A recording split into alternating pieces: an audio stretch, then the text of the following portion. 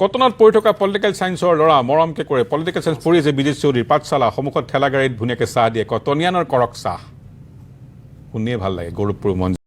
বিজিত তোমাৰ ষ্টৰিটো তোমাৰ কেমেৰা এইফালে নমস্কাৰ মই বিজিত চৌধুৰী তোমাৰ নাম বুজি পালো খালি মোক কোৱা কাহিনী হয় প্ৰথমতে মই যেতিয়া কটনত পঢ়াৰ উদ্দেশ্যে গাঁৱৰ পৰা ওলাই আহিছিলোঁ তেতিয়াই আচলতে মোৰ মনত এটা ধাৰণা আছিল যে মই পঢ়া শুনাৰ লগতে কেনেদৰে নিজকে আচলতে আৰ্থিকভাৱে স্বাৱলম্বী হ'ব পাৰোঁ এইটো মোৰ ধাৰণা আছিলে তো যেতিয়া ক্লাছ কৰিবলৈ মোৰ চাহ খাবলৈ মন গৈছিল তেতিয়াই মই মানে মনলৈ আহিল কি এনেদৰে মই এখন চাহৰ দোকান দিব পাৰোঁ আৰু তেনেকৈ মোৰ আৰম্ভ হৈছিলে কাহিনীটো আমাৰ ঠিক আছে বিজিত তোমাৰ ষ্টৰিটোক মই ইমান কথা নুশুনো তোমাৰ মই জীৱনৰ ষ্ট্ৰাগলটো শুনিব বিচাৰোঁ তুমি কিহৰ কাৰণে নিশ্চয় দিয়া তোমাৰ পৰাই শুনো কথাটো পাঠশালা ল'ৰা এটা নিতানন্দ ল'ৰা তুমি কোৱা মোৰ গাঁওখনৰ নাম নিমুৱা যেতিয়া মই কটনত মানে পঢ়িবলৈ আহিছিলোঁ তেতিয়া মানে মই এজন সাধাৰণ খেতিয়কৰ ল'ৰা হয় আৰু মোৰ আৰ্থিকভাৱে অলপমান শব্দটো উঠাই ল'ব লাগিব খেতিয়ক সাধাৰণ নহয় নিশ্চয় ক্ষমা কৰিব যিয়ে নহওক মই এজন খেতিয়কৰ ল'ৰা তো আৰু তাতকৈ ডাঙৰ কথা যে মোৰ দেউতা শাৰীৰিকভাৱে অসুস্থ চ' সেইকাৰণে মোক মানে আৰ্থিকভাৱে এটা স্বাৱলম্বিতাৰ প্ৰয়োজন আছিলে পঢ়া শুনাৰ লগতে একেলগত ৰাখি তেতিয়া মই ভাবিলোঁ কি যিহেতু অসম চাহৰ বাবে বিখ্যাত সেইকাৰণে মই চাহটোকে ভাবিলোঁ আৰু কটনৰ সন্মুখতে মই ব্যৱসায় কৰা চব কথা আছে কটনত পঢ়ি কটনৰ সন্মুখত চাহৰ দোকান দিছা মোক এই শব্দটোৰ কাৰণে বেছি ভাল লাগিছে হয় হয় ছাত্ৰ অৱস্থাত বহুতে ব্যৱসায় বেলেগ বেলেগ কৰে কলেজত নেদেখায় বাহিৰ ফালে বেলেগত কৰি থাকে কিন্তু কলেজত পঢ়া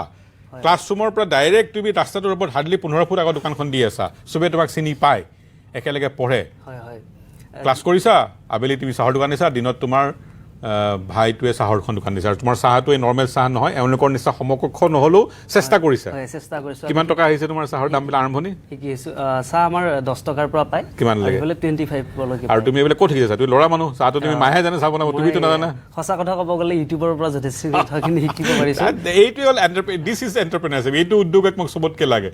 সেই চবতকৈ মই আজি পেনেলিষ্টত গৌৰৱ কৰোঁ এই সৰু ল'ৰাটোক বিজিত ভগৱানে তাক মংগল কৰক কাৰণ তুমি নিত্যানন্দৰ পৰা ল'ৰা এটাই এই দমটো লাগে মোক যে কটনত পঢ়োঁ সন্মুখত চাহৰ দোকান দিওঁ মই এইটো মানে আৱেগিক হৈ পৰিছোঁ ৰঞ্জিত তোমাক লৈতো মই বহুত গৰ্বিত তোমাৰ কি সপোন মোৰ সপোন বুলি ক'বলৈ গ'লে আচলতে মানে এইটো তোমাৰ এটা অলপ সময়ৰ কাৰণে এনে পলিটিকেল চাইন্সত যদি আল্টিমেটলি তুমি আকৌ নেট দিবা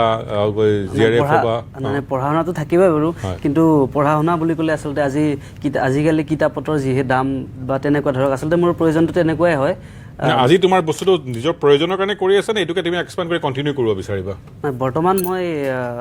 যিহেতু আৰম্ভণি কৰিছোঁহে মাত্ৰ গতিকে সেইখনতে যাতে ভালকৈ মই বৰ্তমান ফ'কাছ কৰি আছোঁ বৰ্তমান বেলেগ একো প্লেন নাই তুমি এই নিজৰ যিটো কাম কৰি আছা পঢ়াৰ খৰচ উলিয়াবৰ কাৰণে কৰি আছা নে সেইটোকে এটা ভৱিষ্যতৰ কাৰণে বাকীবিলাকে যেনেকৈ অলপ অলপকৈ আৰম্ভ কৰি ডাঙৰ কৰিছে এইটো বিজনেছ মডেল তুমি ৰাখিবও বিচাৰিছা প্ৰথম অৱস্থাত মোৰ অকল পঢ়া শুনা খৰচৰ কাৰণে কৰিছিলোঁ বাট এতিয়া মানুহৰ সকলোৰে মৰম পাইছোঁ সঁহাৰি পাইছোঁ তো মই অলপ ইচ্ছাকৃতভাৱে এতিয়া মন গৈছে কৰিবলৈ তেনেকৈ মোৰ কিন্তু পঢ়াও কৰা লগতে চাইড বাই একো বস্তু নেৰিলে ভাল পাম এখন ঠেলাগাড়ী আছে ঠেলাগাড়ীৰ পৰা তুমি আৰু ডাঙৰ শ্ব'ৰুমলৈ গুচি যোৱা এনেকুৱা মই আশা কৰোঁ তোমাৰ নিশ্চয়কৈ নামেই হওক কটনৰ কৰক আহা এওঁটো কিন্তু কৰক চাই এওঁটো হ'ল কৰক অসমীয়া কৰক আহা কৰোঁ এইফালৰ পৰা আহা কৰক কটনিয়ান এজনে চাহ কৰি কৰক লেটছ ডু ইট সেইটোৰ কৰকটো দেই